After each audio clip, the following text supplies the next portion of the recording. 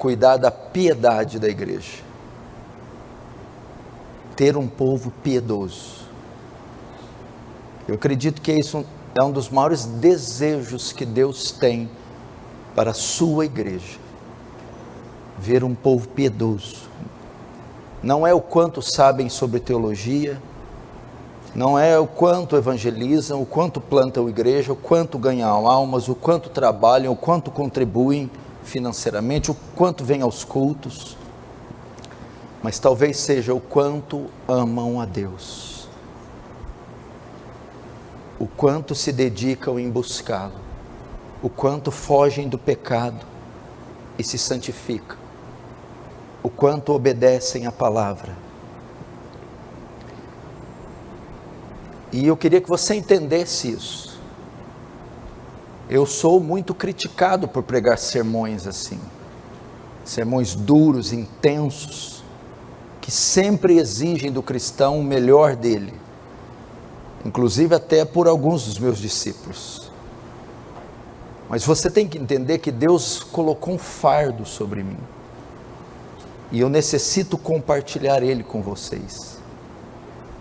E minha intenção quando prega assim, discipula assim, é uma só, é fazer uma igreja mais bíblica, mais santa, mais pura, mais quebrantada, mais doce, que ama mais o seu Senhor, o seu Salvador, desprendida do mundo, do materialismo, da vaidade, da temporalidade que é isso aqui. Se nós soubéssemos o quanto a nossa vida é breve, nós investiríamos muito mais dos nossos recursos em coisas que têm valor eterno. Há tanta gente perdida ainda para ser alcançada. Há tanto membro da nossa família que não tem nenhuma pista do que é Jesus. Há tanta corrupção nessa nação, tanto pecado, tanta orgia, para nos colocar dias de joelhos. Há tanto pecado em nós para ser vencido, confessado. Tanto. Há tanto de Deus para buscar ainda, para conhecer. Que parece que uma vida não é suficiente. Então é por essa razão que eu prego sermões assim, da maneira que prego. É o meu desejo de ver você um melhor cristão, um homem piedoso, que por mais que tenha talentos, recursos, seja conhecido pela piedade, pelo amor a Deus. Por essa razão falamos de avivamento.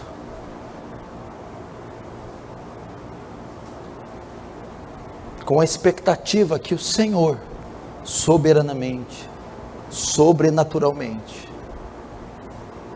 unilateralmente, tocasse na sua igreja, despertasse a sua igreja, fizesse uma obra nela que homem nenhum é capaz de realizar, que nos deixasse completamente satisfeitos em Cristo, felizes em Cristo, completos em Cristo, porque o dia que isso acontecer, não necessitaremos de mais nada, absolutamente nada. Esse é meu desejo.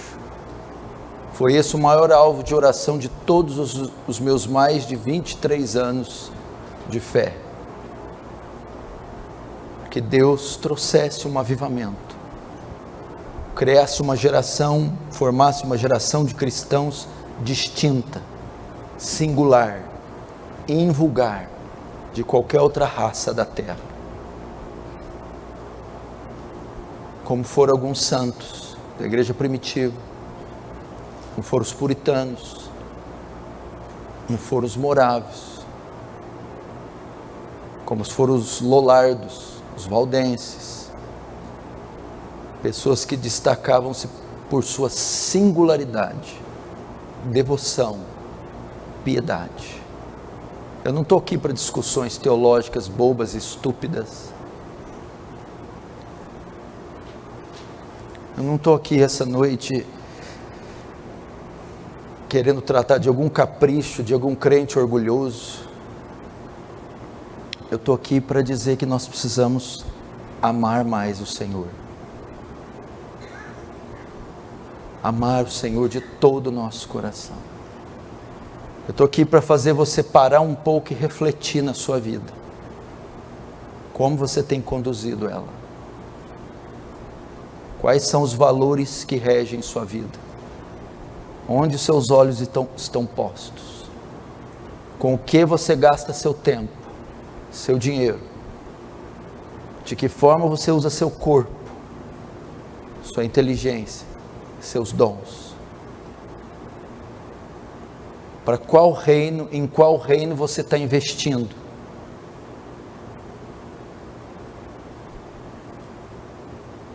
Em que reino você está plantando? Espera colher o que e aonde? A vida está passando. Sinais da volta do Senhor estão aí, claros e evidentes. Cristo vem. A seara continua gigantesca e continuam os ceifeiros sendo poucos. E o Senhor ainda está a dizer: por que gastai vosso dinheiro com aquilo que não é comida nem bebida?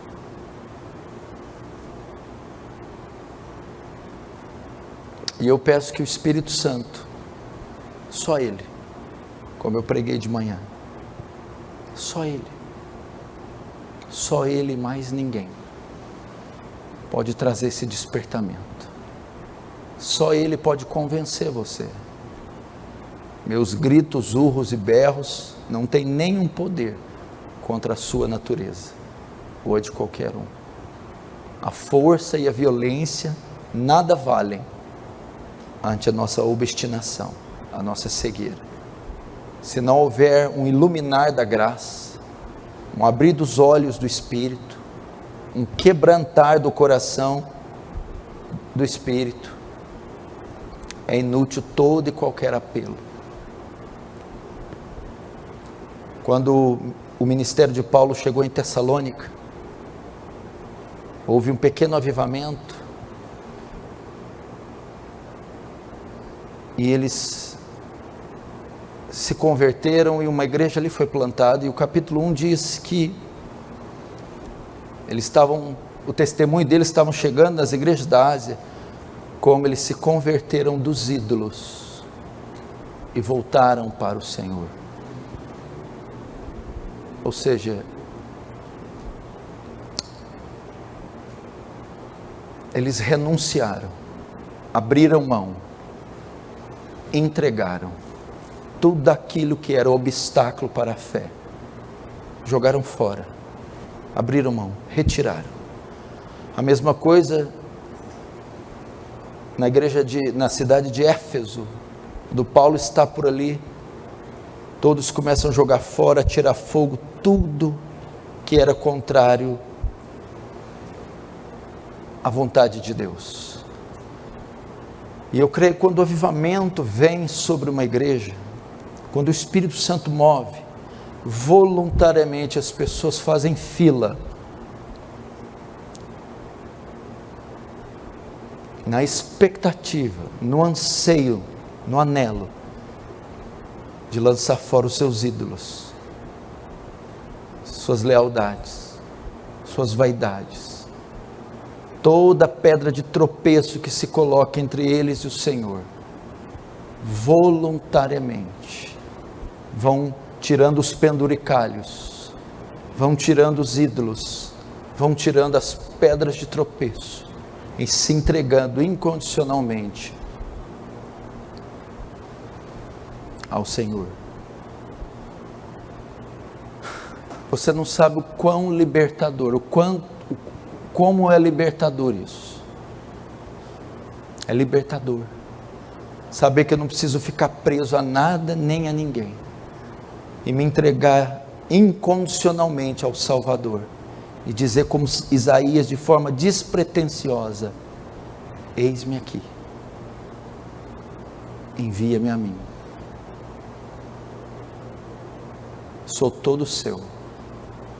Faz o que parecer bem aos seus olhos comigo. Te entrego meu corpo, minha alma, submissos e cativos à sua vontade. Estamos precisando de gente assim, cristãos assim, dedicados. Nossa geração,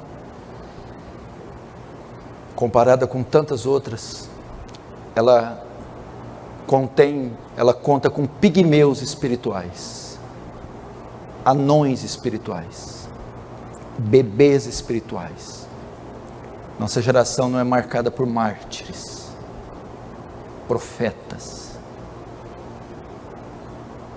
Ela é marcada por gente mimada, caprichosa, covarde, que se autopreserva, que não tem coragem de servir o Salvador. Quando é que nós vamos ver nessa terra homens assim? Homens que, segundo Hebreu, não eram dignos.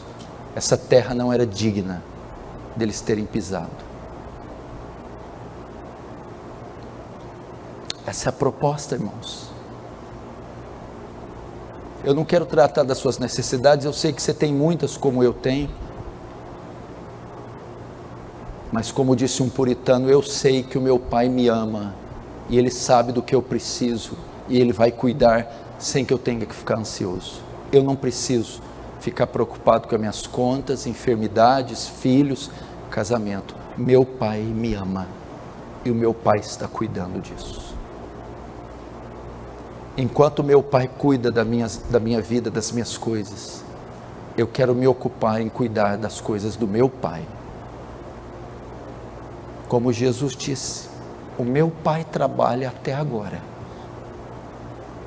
e eu também.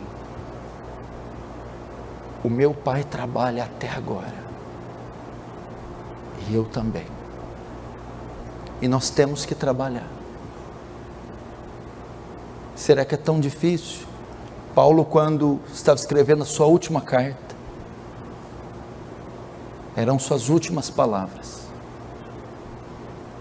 Ele disse: já estou sendo preparado para ser oferecido como libação. O tempo da minha partida chegou. O Espírito Santo revela a Paulo que ele vai morrer. E ele considera a morte dele um sacrifício oferecido ao Senhor. Eu estou pronto para ser oferecido como sacrifício. Coisa linda. A vida inteira daquele homem foi um sacrifício, ofertado a Deus diariamente. E no último dia da sua vida ele diz: já estou pronto para ser oferecido como sacrifício. Por que não temos tamanha coragem? Por que tanto capricho? Por que tanto apego a isso aqui, essa imundícia desse mundo?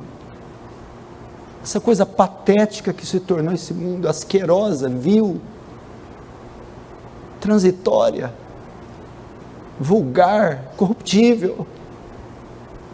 Por que não podemos dizer como Jonathan Edwards: ó Deus, grave a eternidade nos meus olhos, grave a eternidade nos meus olhos.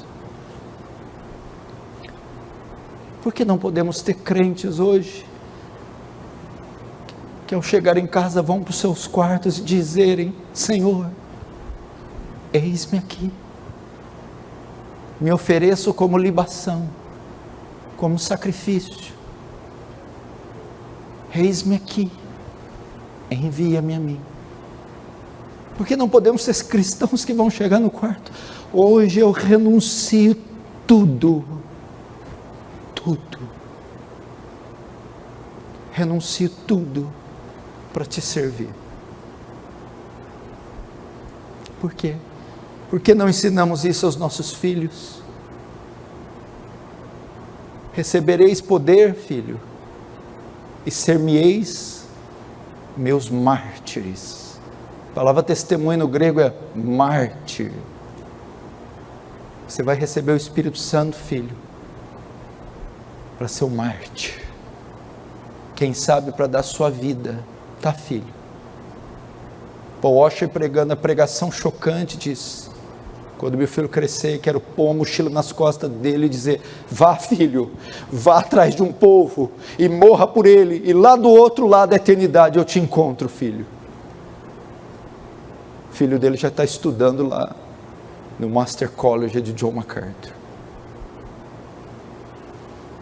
Nós não. Nós queremos dar o balé, o inglês e o espanhol, e poupar os nossos filhos de tudo que é sacro, santo, elevado e espiritual, para transformá-los nos piores crentes da nossa geração, mimados, incompetentes, irreverentes, onde devíamos privar eles de confortos e luxos, e ensiná-los a viver da fé desde pequeno. Colocar e dizer: filho, não coloca seus olhos nisso, não se alegra por essas coisas, filho, não faz isso, filho.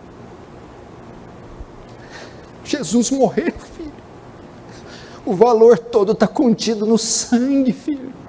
A única coisa que vale a pena na terra é o sangue que tem valor, filho. Só o sangue do Cordeiro,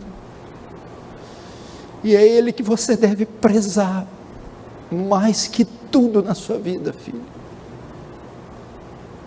Ensina essas coisas para o seu filho. Pegue a cabecinha dele e dirija os olhos deles para o madeiro. Filho, o segredo está ali, filho. A vida está ali, filho. No madeiro. É aquilo que de fato importa, filho. Cristo e este crucificado.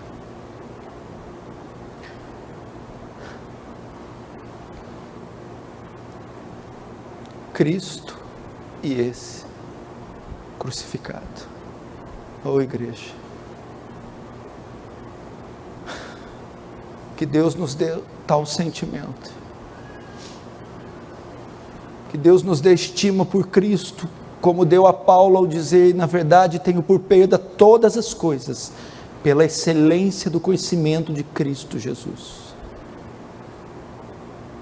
Eu conheci uma mulher, uma senhora idosa, mulher de oração, uma mulher que não se vê mais hoje, uma senhora que entrava dentro de boteco, e arrastava de lá bêbado e mendigo, expulsava o demônio, dava banho, trocava de roupa e levava para a igreja. Mulheres desse tipo já caminharam nessa cidade. E um dia ela disse para mim: Paulo, eu estou orando para Deus me conceder o estado de graça que concedeu ao apóstolo Paulo, quando ele escreveu: não sou eu que vivo, mas Cristo é que vive em mim. Eu nunca ouvi isso na vida.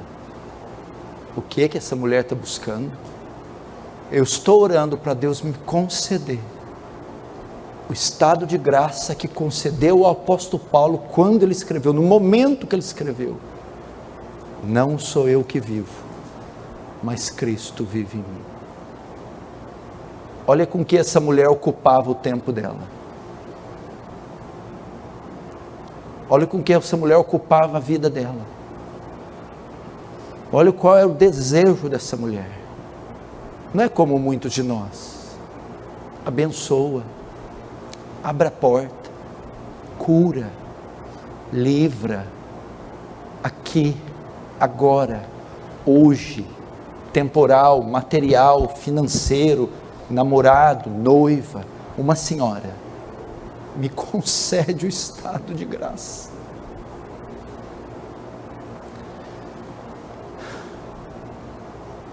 Eu aconselho você a ler o diário de David Brainerd. Leia uma vez por ano, até morrer. Um dos livros mais importantes depois da Bíblia. Leia o Diário de David Brainerd. Vai te ensinar e mostrar um pouco do que eu estou falando aqui. David Brainerd, no seu diário, tem um dia, que é o aniversário dele. Ele escreve a respeito desse dia. 14 de agosto, completo 25 anos. Me entristece muito saber que vivi tão pouco para a glória de Deus. O quê? Um dos maiores santos que pisou nessa terra, morreu com 29 anos, vomitando pedaços do rim, com tuberculose. Morreu nas selvas, dando a sua vida pelos índios. E escreve que estava muito triste no seu 25º aniversário, por ter vivido tão pouco para a glória de Deus. Por que temos medo disso? Por que isso nos assusta? Por que isso não é o nosso deleite? Por que não aspiramos por isso de dia e de noite? Qual o problema de ser cheio de Deus? Qual o problema de amá-lo? Qual o problema de se desprender daqui e ser taxado de tudo quanto é coisa? Santarrão, fanático, louco? Qual o problema?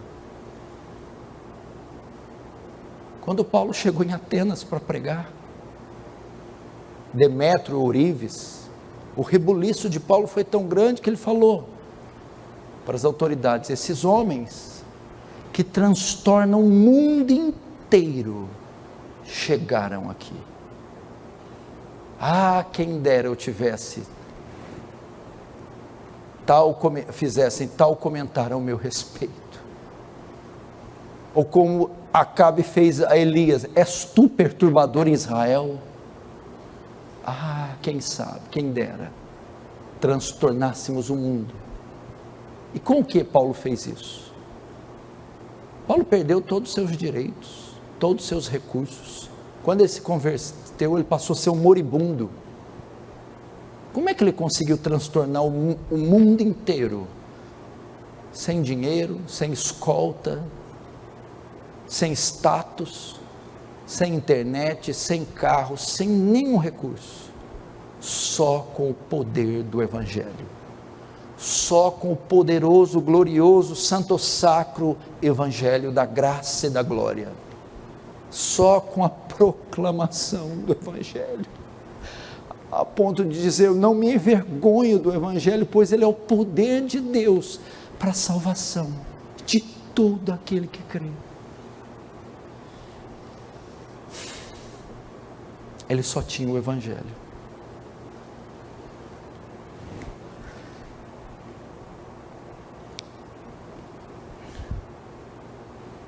Jovens, será que seria uma má escolha? Será que vocês errariam? Será que vocês comprometeriam suas vidas, se decidissem hoje gastar suas vidas para o reino, para servir o Senhor, perdendo assim todos os seus direitos nessa terra, todas as oportunidades gratificantes e a glória desse mundo? Pois eu desafio você a fazê-lo. Lembra do teu Criador nos dias da tua mocidade, antes que te venham os maus dias, a velhice, os quais você diga: não tenho neles mais contentamento. Jovens, eu vos escrevi porque sois fortes, porque a palavra de Deus está em vós, e já venceste o maligno. Eu desafio vocês, jovens, e não prometo nada a vocês, prometo apenas duas coisas que vocês podem receber se largarem tudo para servi-lo: uma cruz pesada para carregar e a vida eterna. É só isso que o mestre prometeu. Só isso que ele prometeu. Ele vai te dar uma cruz pesada e a herança dos santos na luz, a vida eterna. Então, naquele dia, esfarrapado, doente, trôpego, humilhado, imundo, os portões se abrirão e você ouvirá: servo bom e fiel, entra no gozo do teu Pai, foste fiel no pouco, sobre o muito te colocarei. Isso que você vai ouvir. E quem sabe, nas alas do céu, dos cristãos piedosos, dos missionários, dos mártires, você não esteja ali na ala, na galeria de Estevão, junto com ele. Aqui estão os jovens que viveram para Cristo.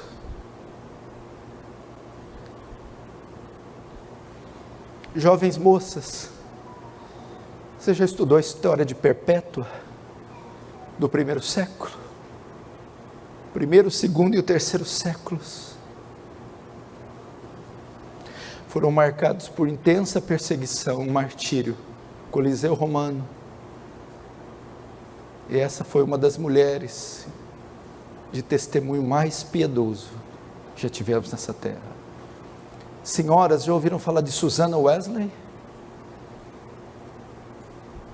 Muita gente diz: se o metodismo tem um pai, John Wesley, ele também tem uma mãe, Susana Wesley. John Wesley disse: aprendi mais de Bíblia, doutrina e teologia com a minha mãe do que com qualquer teólogo da Inglaterra. Catherine Buff, mulher de William Buff. Sarah Piermont, mulher de Jonathan Edwards. Susana Spurgeon, mulher de Spurgeon. Veja as biografias delas. Veja com que elas se ocupavam. A mulher de Jim Elliot, que teve o marido morto precocemente em uma missão. Vocês não têm desejo de ser mulheres piedosas? Ou serão mulheres fúteis, materialistas, vaidosas, linguarudas, fofoqueiras, sensuais, que são pedra de tropeço para o crescimento espiritual dos maridos, dos filhos, do reino? Ou serão intercessoras, santas, castas, boas donas de casas, mães, esposas, exemplos para as futuras gerações?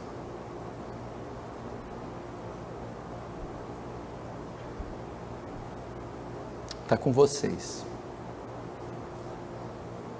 O tempo é hoje.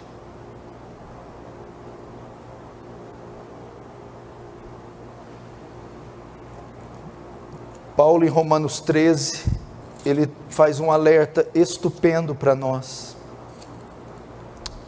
dizendo assim: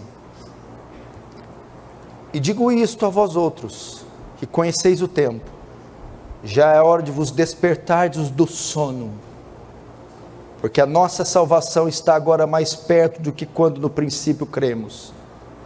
Vai alta a noite, vem chegando o dia. Deixemos, pois, as obras das trevas e revistamo-nos das armas da luz.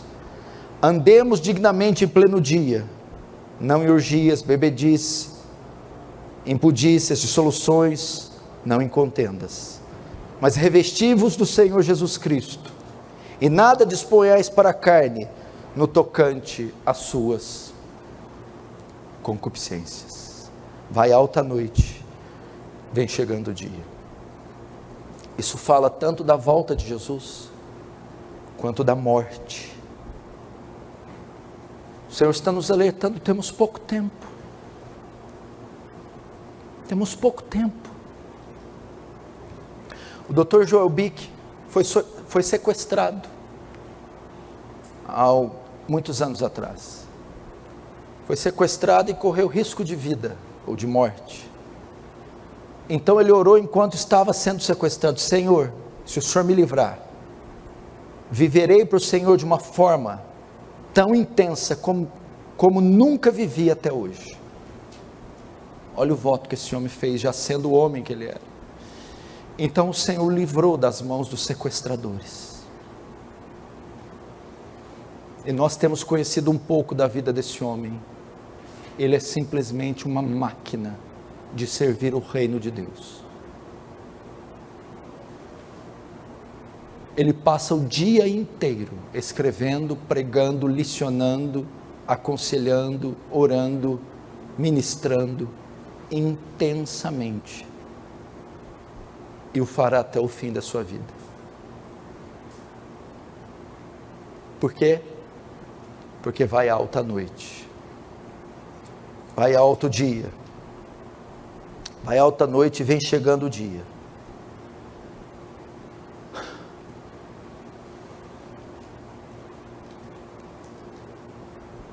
Você não vai ficar bravo comigo, não? Você não vai sair da igreja porque eu estou falando isso? Você não vai endurecer o coração para mim só porque eu quero você mais santo, mais bíblico? Você não vai me julgar por causa disso, não?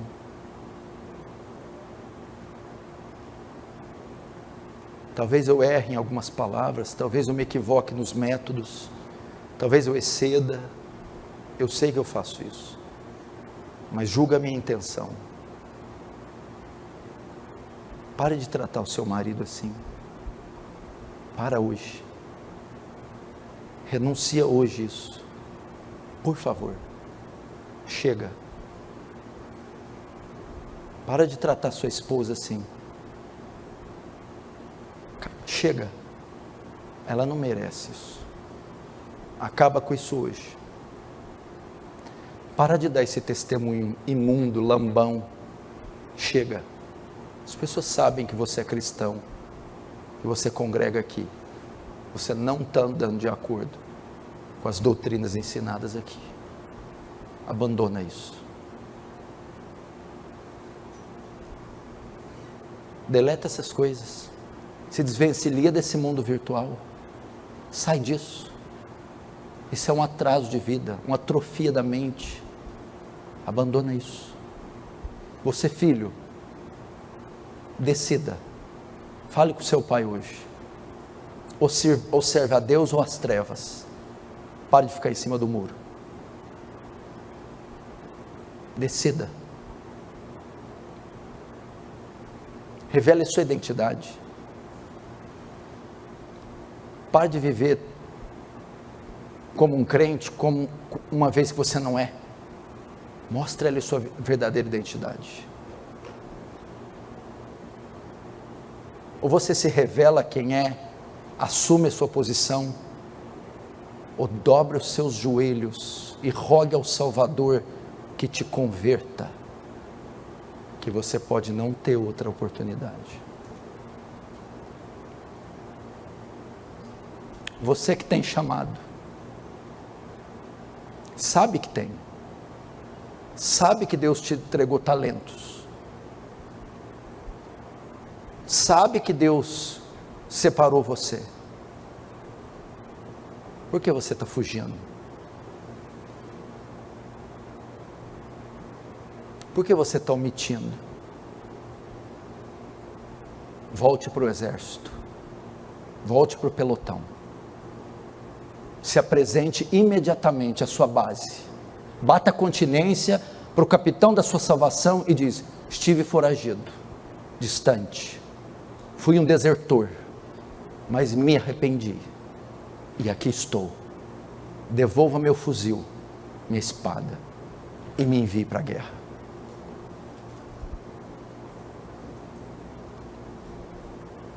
Me envie para a guerra.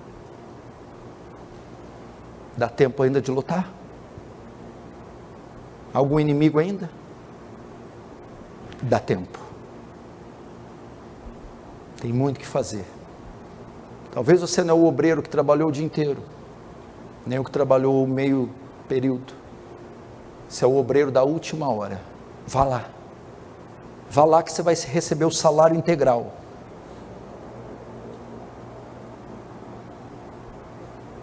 Por esse serviço para o reino, que não será esquecido e será contado na eternidade.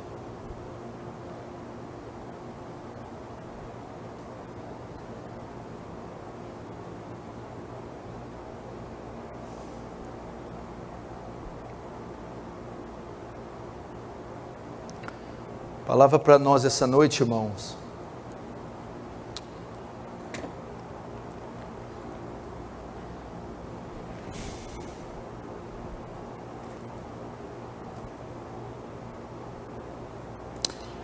Eu imagino Deus nos céus olhando assim para cá agora e dizendo: quero ver no que vai dar isso aí. Quero ver a resposta que esse povo vai dar a isso aí. Quero ver se eu encontro alguém ousado o suficiente, crente o suficiente, para abrir mão dos seus maiores tesouros, ídolos, lançar tudo fora, por amor a mim. Você quer que eu te ensino? Vem comigo, eu te ensino. Quer aprender a orar? Eu te ensino a orar. Quer aprender a orar mais de 1 hora? Eu te ensino. Quer aprender a jejuar? Fala comigo, eu te ensino. Quer aprender como vencer o pecado, a carne, se santificar? Vem comigo, eu te ensino. Quer aprender como evangelizar, como gemer por uma alma, até que o Espírito Santo abra os olhos e a converta? Eu te ensino. Quer aprender como vencer a mornidão espiritual, esfriamento espiritual? Eu te ensino.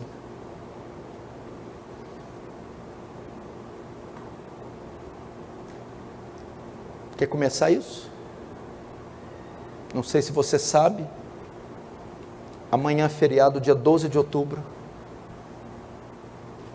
eu separei para passar o dia em jejum com a igreja, das 8 da manhã às 4 da tarde, amanhã. Vem amanhã, só com água na barriga, uma Bíblia, papel e caneta. Vem, vamos passar o dia aqui com Deus, fazendo devocional, orando, vamos assistir vídeo de pregação, ministração. Está com fome? Está sofrendo inanição espiritual? Está em fase terminal? Está respirando por aparelhos? Está quase morrendo? Amanhã vai ter um banquete aqui. Amanhã vamos ter aparelho de última geração para resgatar qualquer morto espiritual, para saciar qualquer faminto, fartar qualquer faminto, saciar qualquer sedento. Vem. Com que garantia você me diz isso? Com a garantia do Senhor dos Exércitos, o Deus de Israel, o guarda da igreja, o soberano das nações, o que é onipotente, onipresente, onisciente, que tudo sabe, tudo pode, tudo conhece, estará presente aqui entre o seu povo. É nessa autoridade que eu falo.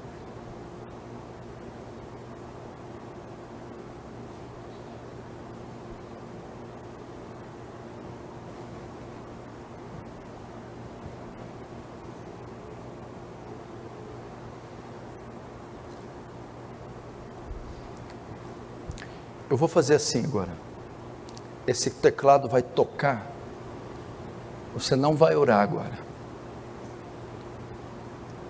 eu vou terminar falando mais um pouquinho e nós vamos orar. Agora você que está me vendo também, pela internet, sentado onde você está, com silêncio sepulcral, se você puder, você vai meditar. Você vai fazer como Jesus fez quando pronunciou a parábola da torre. Você vai calcular, refletir, meditar, pensar. O Espírito Santo trará toda a sua vida na sua mente como um flash. E juntamente com o que foi pregado, pense, ore em espírito e pense. Eu já volto.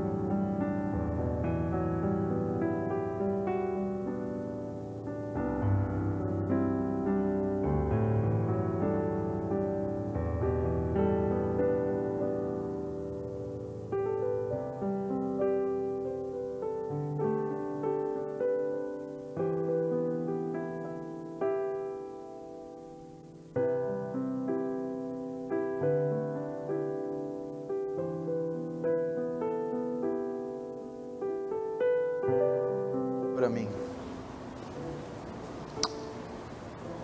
Talvez a sua dúvida seja, quando Pedro pregou o seu primeiro sermão em Atos 2, a Bíblia diz que o coração da multidão se compungiu, e eles perguntaram: o que faremos?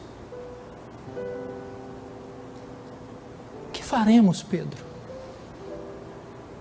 Pedro faz aquele discurso extenso, aquela pregação cristocêntrica, cheio, inundado pelo poder do Espírito Santo, e aquelas palavras perfuram o coração, estraçalham, esmagam, esmiuçam o coração da multidão de tal forma que eles não sabem o que fazer. E agora? Depois dessa bomba que o Senhor detonou aqui, o que eu faço?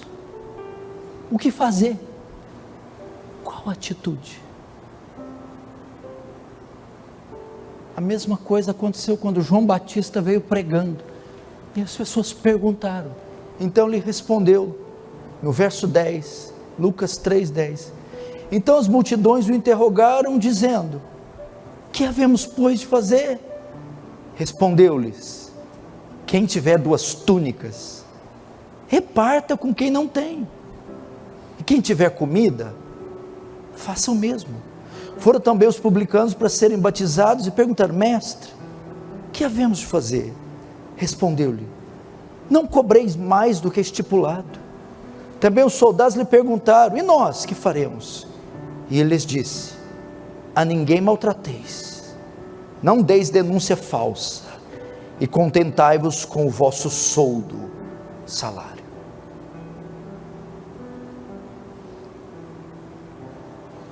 A pregação, a ação do Espírito Santo, não pode ser respondida só com emoções, só com lágrimas. Aqui está uma evidência disso. O que eu tenho que fazer depois de um sermão desse? Atitudes. Abre teu armário e diz: meu Deus, para que tanta roupa? O que eu vou fazer com isso? Meu Deus do céu, pega metade disso e dá para os irmãos pobres. Olha só a carga de trabalho e diz: meu Deus, para que trabalhar desse tanto? Eu tenho que parar com isso imediatamente. Atitude. Olhar para sua conta, para os seus negócios: meu Deus, para que tanto dinheiro? Por que isso está parado? Por que eu estou angariando tanta coisa nesse mundo? Vende, doa, divide, compartilha.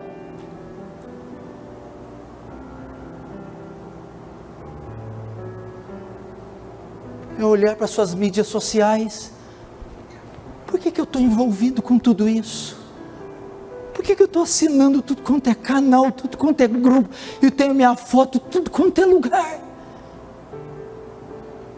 Deleta tudo isso.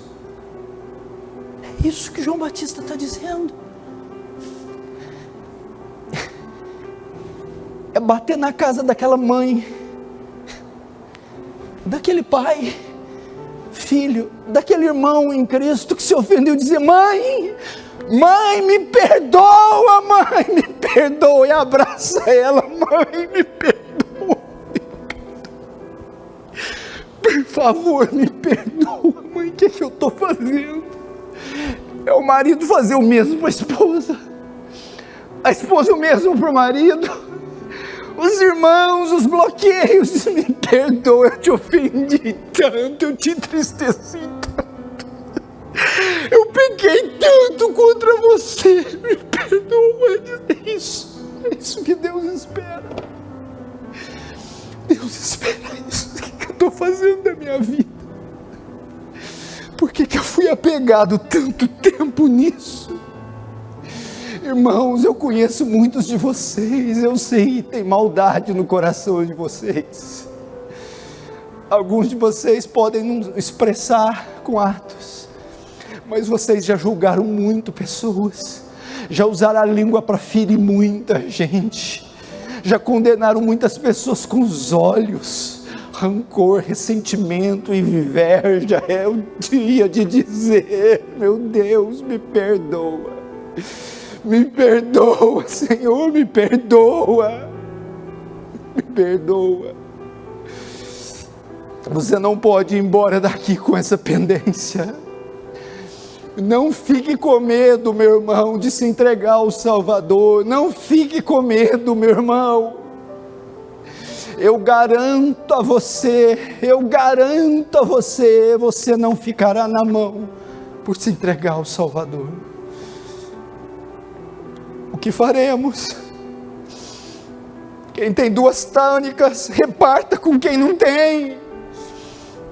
Quem tem comida, faça o mesmo. Não cobrem mais do que devem, não manipulem papéis, não façam sujeira. Dá a César o que é de César.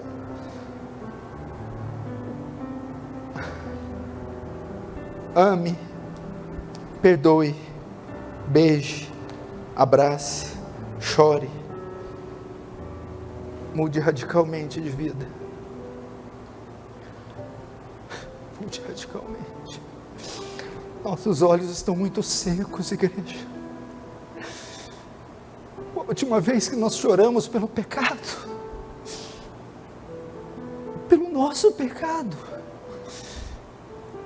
a última vez que nós deixamos tudo de lado e dissemos: agora só eu e o Senhor, e fizemos como o filho pródigo: pai, eu pequei. Quando Davi foi repreendido por Natã, ele pecou contra Batseba e Urias, mas ele diz: pequei contra o céu. Pequei contra o Senhor, pequei contra o Senhor. Não tem ninguém mais ofendido com o nosso pecado do que o Senhor. Quanta chaga nós acrescentamos àquela cruz, a cruz já foi tão pesada. Quanta chaga. Então é noite para isso. O que faremos, pastor? Eu, você, nós saberemos se o que está acontecendo nessa igreja é real ou não, bíblico ou não, causado pelo Espírito Santo ou não, se vai ter efeito ou não, se houver atitudes. Caso contrário, foi mais um culto onde as emoções foram mexidas. Se nós não tivermos a ousadia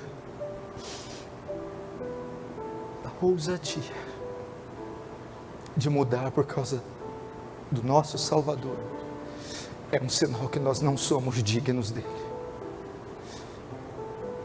Feche os olhos, vamos orar agora.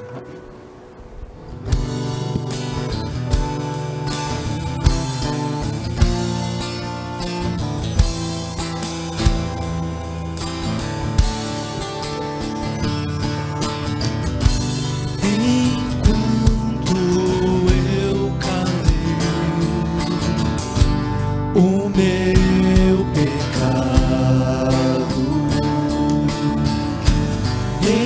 envelheci, eu sei, de tão cansado,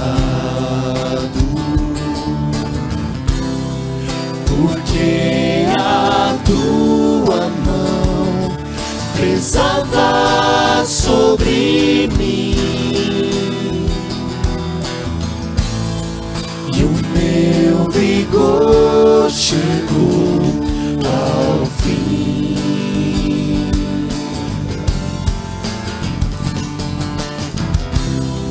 O meu pecado então eu não mais ocultei do meu Senhor.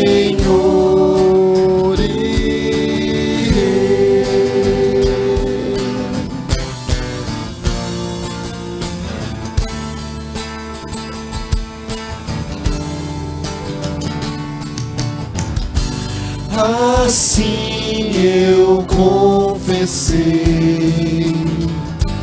o meu pecado e pelo sangue de Jesus eu fui lavado, porque a tua mão pesava sobre mim e o meu vigor chegou ao fim. Vamos ficar de pé.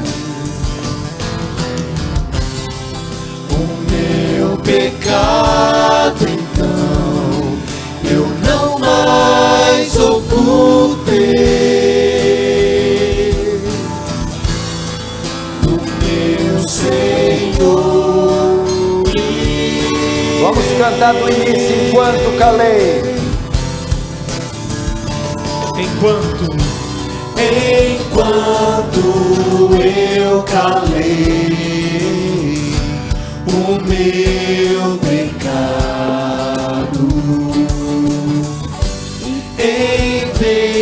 envelheci, eu sei, de tão cansado, porque a tua mão pesava sobre mim e o meu vigor chegou ao fim.